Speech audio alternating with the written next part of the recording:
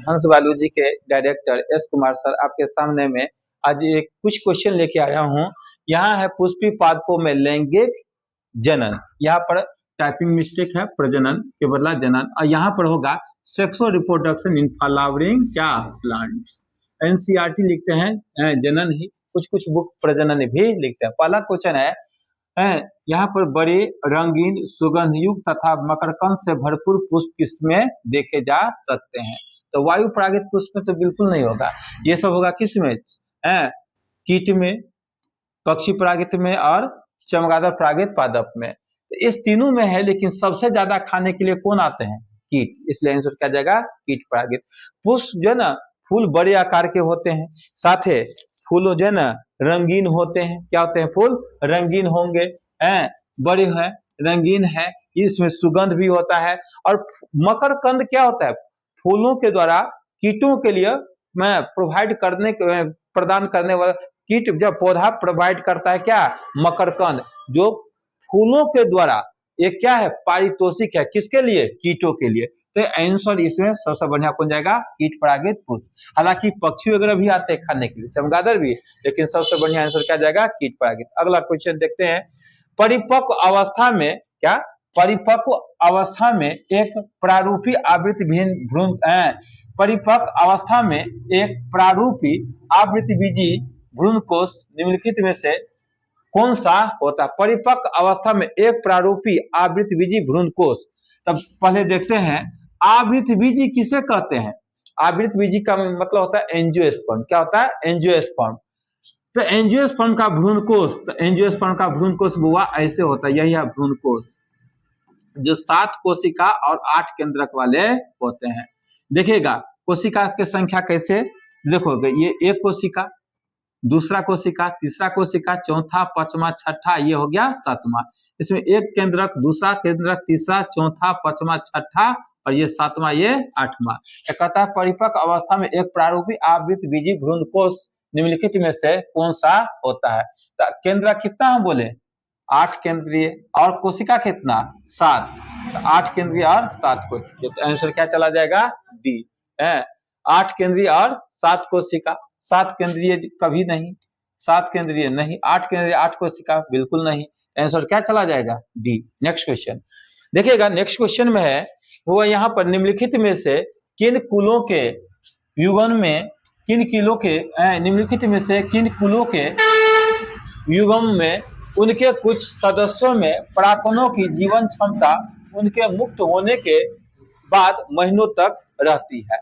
निम्नलिखित में किन कुलों में, कुल माने यहाँ पर क्या? फैमिली में, युग्मन में उनके कुछ माने होता है कुछ उनके कुछ सदस्यों में परागन की जीवन क्षमता उनके मुक्त होने के बाद महीनों तक रहती है। तो याद रखिएगा पोएसी फैमिली में, किसमें? पोएसी फैमिली में घास में जो होता है उसमें, उसके बाद हो गया धान में, मकई में। इस समय जानते हैं बच्चों, ये रहता है मात्र आधा घंटा के अंदर ही अपनी जीवन क्षमता देखो परागकण यहाँ से निकला, परागकण यहाँ से निकला, आधा घंटा के अंदर अपनी जीवन क्षमता क्या करता है? खत्म कर लेता है। किसमें? गेहूं में, धान में।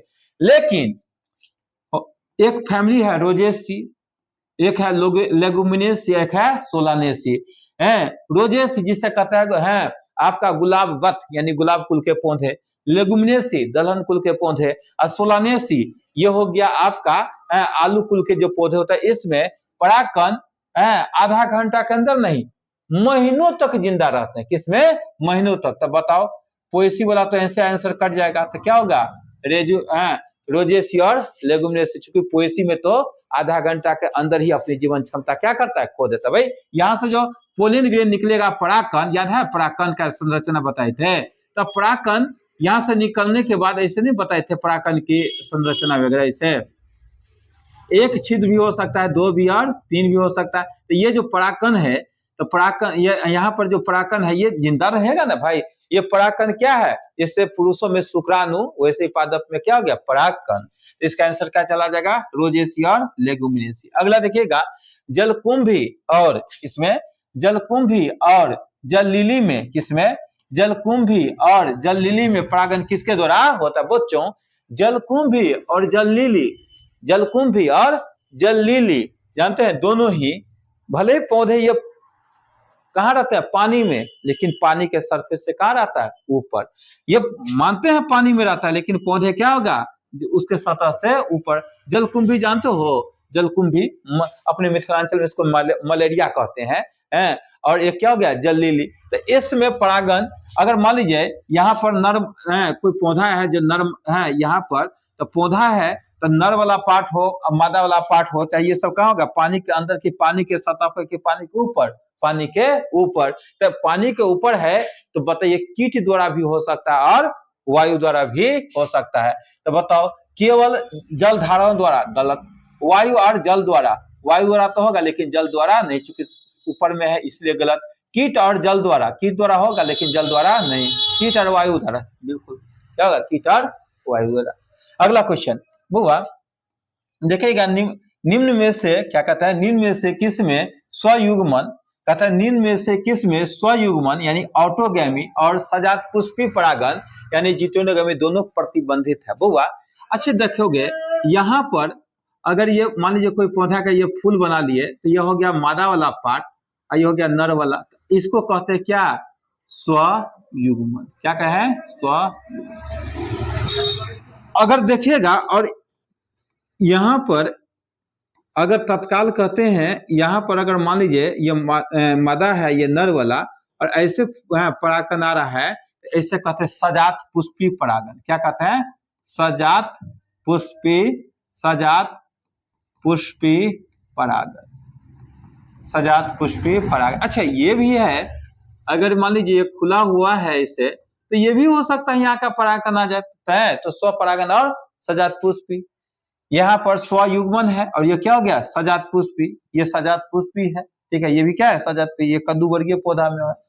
अगर ऐसा है, जो पपीता वगैरह में देखिएगा, नर वाला पौधा अलग है और मादा वाला क्या होता है, अलग होता है। इसमें सिर्फ नर वाला पार्ट है और इसमें क्या है, इसमें देखिएगा सिर्फ मादा वाला है। तो यहाँ पर हुआ, तो बताओ ये जो हुआ इसे कहते हैं परनिषेचन। क्या कहते हैं इसे, परनिषेचन, इसे परनिषेचन कहते हैं। तो बताओ, कहता है निम्न में से किसमें स्वयुग्मन यानी ये, यानी ऑटोगैमी, और सजात पुष्पी परागन यानी ये दोनों ही क्या है, प्रतिबंधित होते हैं।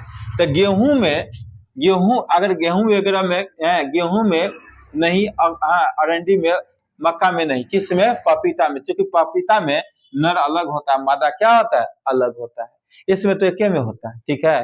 तो इसीलिए इसको स्वयुग्मन को असजात पुष्पी परागन को ये तीनों रोक नहीं पाएंगे, लेकिन ये कौन रोक है, कौन रोक लेंगे बताओ, तो पपीता, इसमें होता है जीनोगैमी, जिसे कहते हैं परनिषेचन। क्या कहते हैं, परनिषेचन, ठीक है। तो आंसर क्या चल जाएगा, पपीता।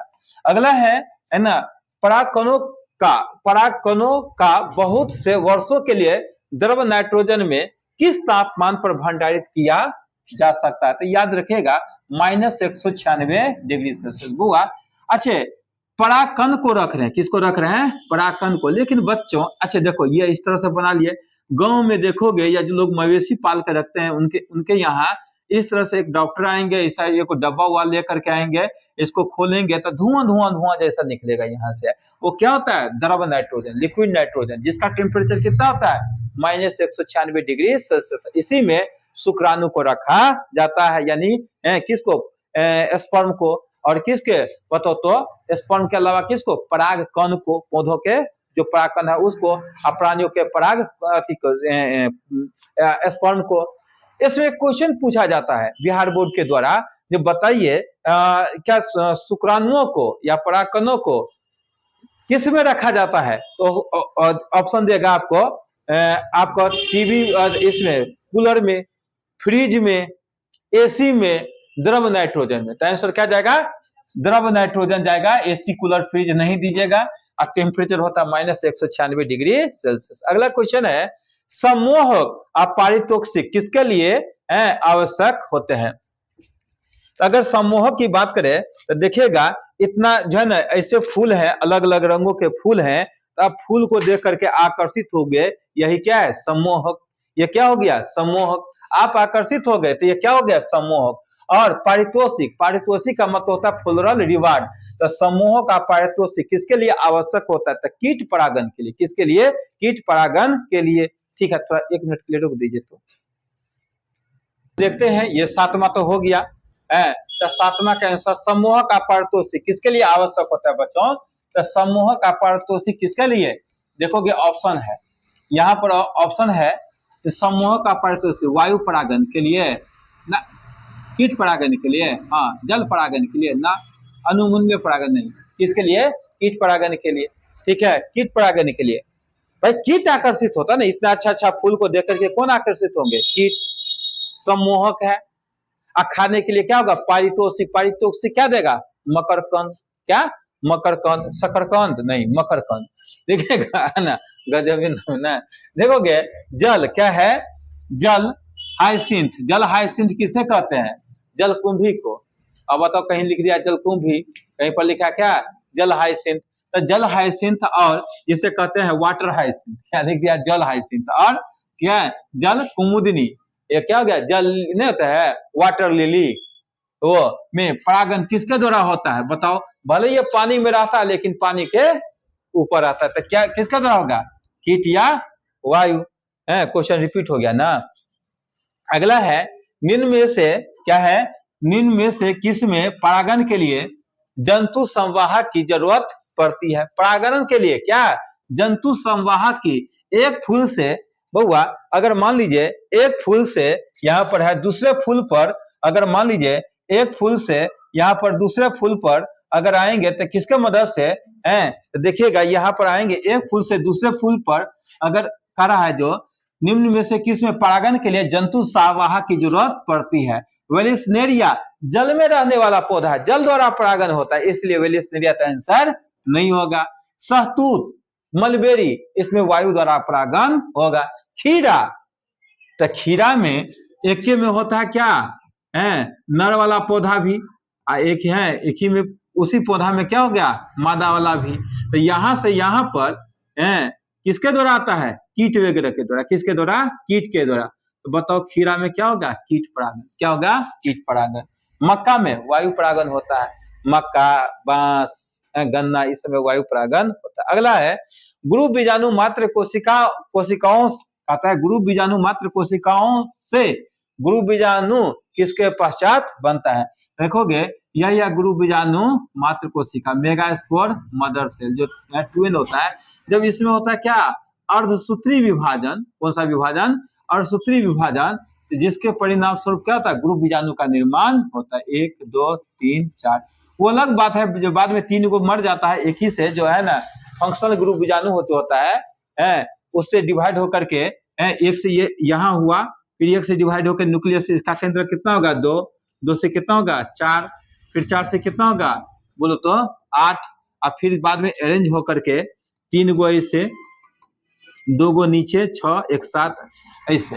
तो वो बताओ तो कहता है गुरु बीजाणु मात्र कोशिका, यही क्या है? गुरु बीजाणु मात्र कोशिका। इंग्लिश में कहता है megaspore mother cell. Megaspore mother cell से गुरु बीजाणु क्या? गुरु बीजाणु किसके पश्चात बनता है? तो किसके पश्चात बताओ तो? अर्धसूत्री विभाजन। कौन सा? अर्धसूत्री। विभेदन, मोटिविटी, ये सब नहीं। चलिए अगला है, जनन क्षेत्र का क्या कार्य होता है? जनन क्षेत्र याद है?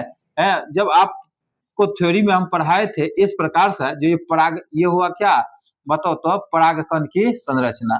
तो परागकण में इसमें अनियमित आकार का केंद्रक हो गया। इसमें देखिएगा ये जो केंद्रक है ना, ये जो है ना, ये जो केंद्रक है, ये जो है जनन कोशिका की केंद्रक, और ये जो केंद्रक है काई कोशिका की केंद्रक।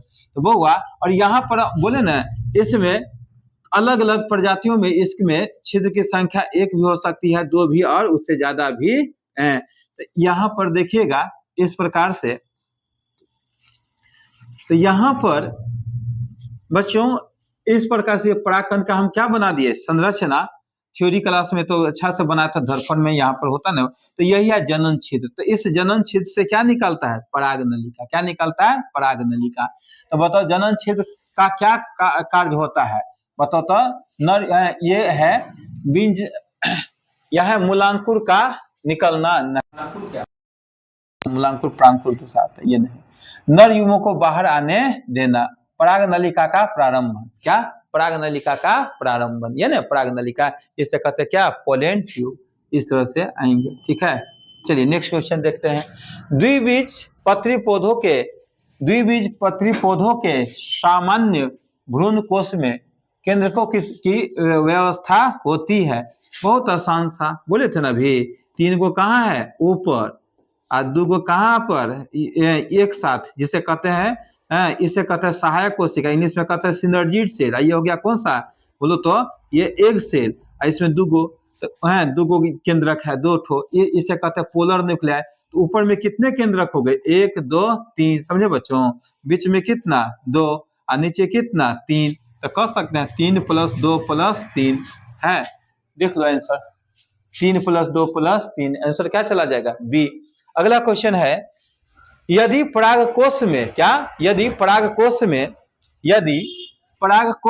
4 कोशिकाएं हैं तथा यदि परागकोश में है, देखो तो ये हो गया क्या परागकोश, इस परागकोश में इसे कहते हैं, ये हो गया परागकोश, ऐसे कहते हैं तंतु, दोनों आपस में जुड़ता है उसे कहते हैं संयोजक।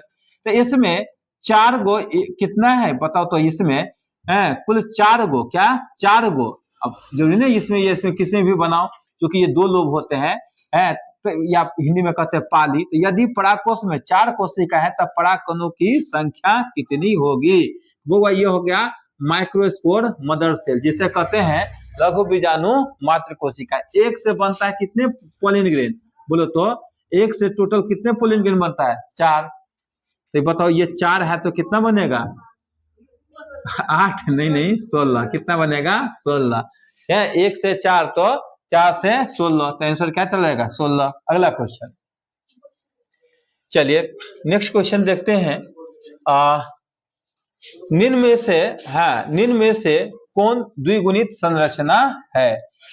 तो निम्न से कौन द्विगुणित संरचना है? तो द्विगुणित संरचना देखिएगा, द्विगुणित यानी कि क्या 2n, द्विगुणित यानी 2n, तो युग्मनज कितना होता है 2n, क्योंकि एक स्पर्म एक ओवम से क्या बनता है युग्मनज, जो कि क्या होता है 2n। एक जो है ना आपका परागकण जो है ना अंडा के साथ निषेचित करते हैं तो क्या बनेगा युग्मनज। भ्रूणपोष, क्या भ्रूणकोश नहीं, भ्रूणपोष वो क्या होता है 3n या n, एंजियोस्पर्म में होता है 3n और जिम्नोस्पर्म में n, तो ये n भी होता है और 3n, तो ये यहाँ आवृत बीजी में n देखोगे ये, एक मिनट, जिम्नोस्पर्म में, किसमें जिम्नोस्पर्म में n और एंजियोस्पर्म में 3n, तो एंजियोस्पर्म में को कहते हैं क्या आवृत बीजी, ऐसे क्या कहते हैं अनावृत बीजी। तो अनावृत बीजी में n और आवृत बीजी में 3n, तो ये भी सही आंसर नहीं है। अंडाणु ये तो n होता है इसलिए भी सही आंसर नहीं है, आंसर क्या जाएगा युग्मनज। समझ में आ गया ना। अगला है, कहता है जब जायांग में स्त्री केसर, क्या कहता है जब जायांग में स्त्री केसर एक दूसरे से जुड़े रहते हैं तो कहलाता है जायांग में।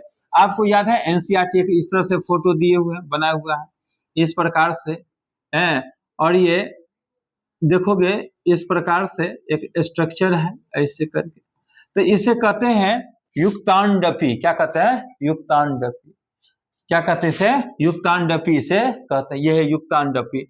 याद है इस तरह से, अरे भाई ये कितना है वर्तिका वर्तिका और अंडाशय, अगर बहुत सारी ये इस तरह से है और सब आपस में क्या हो ये जुटा हो, ये क्या हो जुड़ा हो, तो इसे क्या कहेंगे युक्तांड, इसी को ऐसे करके बनाया है। ठीक है, अगला क्वेश्चन है बच्चों, मानव युग्मकों में गुणसूत्रों की संख्या कितनी होती है? तो मानव युग्मकों में, मानव में क्रोमोसोम की संख्या 2n बराबर 46, और जब अड़सूत्री विभाजन होगा तो n इक्वल टू कितना हो जाएगा बोलो 23, क्या हो जाएगा 23। अगला कहता है इसमें किसमें परागकण का निर्माण होता है?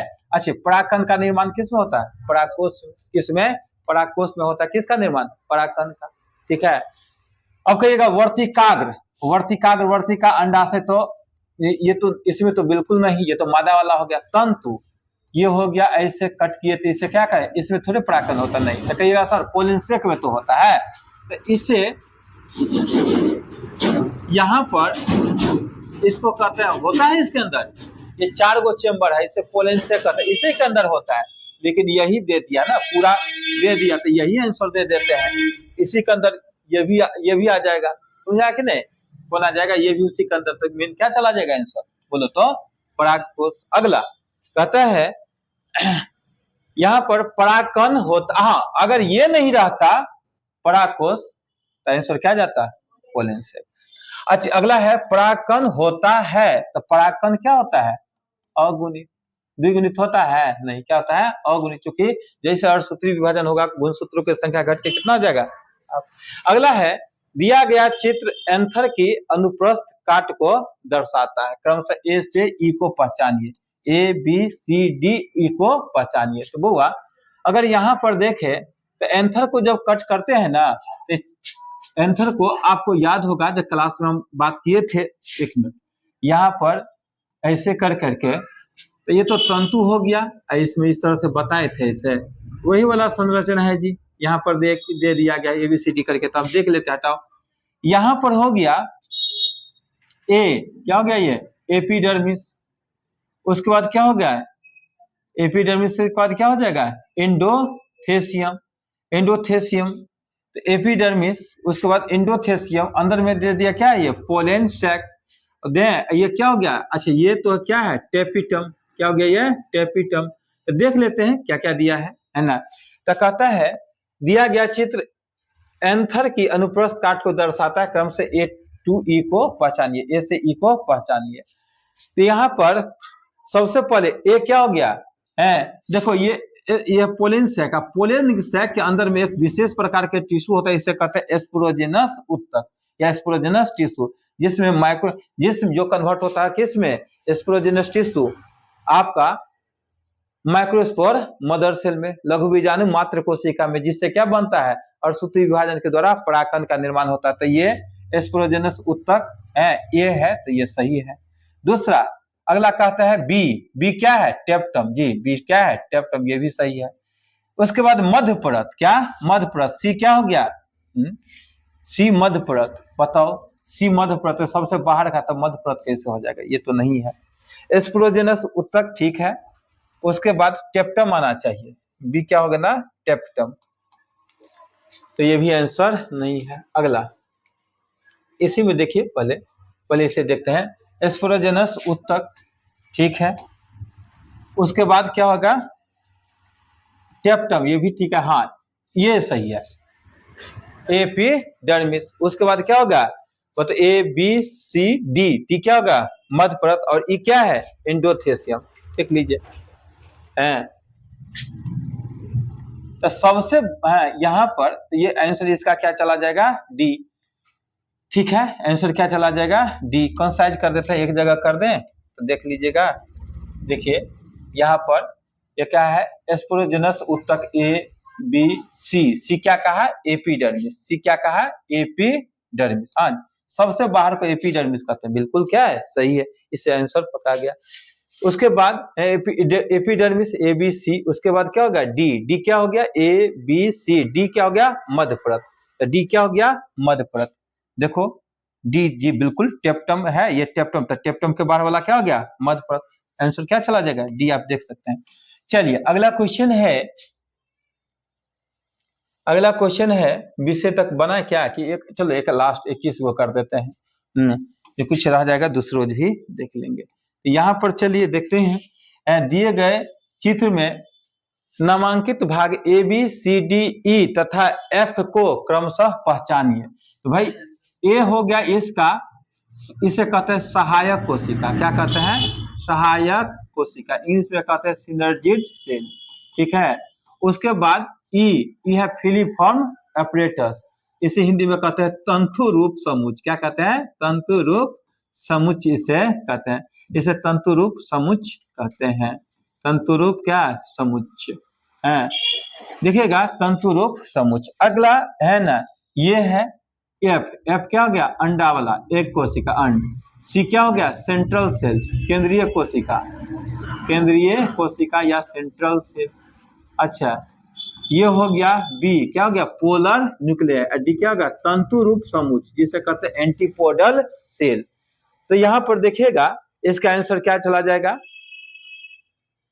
ए है सहायक कोशिका, ए है सहायक कोशिका, ये तो ठीक है सहायक कोशिका ए, ध्रुवीय वाला काट दो और ए काट दो, एक गो से पता चल गया जी। ए क्या हो गया? सहायक। बी क्या हो गया? बोले तो ध्रुवीय केंद्रक नहीं बोले थे अभी, है पोलर न्यूक्लियर, ये क्या हो गया? ध्रुवीय केंद्रक। तो ठीक है बुआ, इसका आंसर क्या जाएगा? ये अब मिला लीजिए, ठीक है। और ये है अगला है, पूरा बता दूं क्या फिर से? ये ऐसा नहीं गड़बड़ है, तो ए क्या हो गया? सहायक कोशिका। बी क्या हो गया? बी हो गया ध्रुवीय केंद्रक। सी है ए बी सी, सी क्या हो गया? केंद्रीय कोशिका, ये भी क्या है? सही है, A B C D, D D D कहाँ गया जी? डी प्रतिमुख कोशिकाएं, ठीक है एकदम, एंटीपोडल सेल। ई जिसे है फॉलीफॉर्म उपकरण, जिसे कहते हैं फीलीफॉर्म एपरेटस, हिंदी में कहते हैं तंतु रूप समुच। कोई बात नहीं है, तंतु रूप समुच एनसीईआरटी लिखता है, ये फॉली लिख दिया, कोई बात नहीं है। उसके बाद और एफ क्या हो गया? अंड, ठीक है। अगला तो यहां तक रहने देते हैं, ठीक है, आज के लिए इतना है, फिर मिलते हैं। अच्छा लगा है तो फिर से आप रिप्लाई दीजिए, कमेंट कीजिए, ताकि और क्वेश्चन हम बनाएं, ठीक है। Thank you.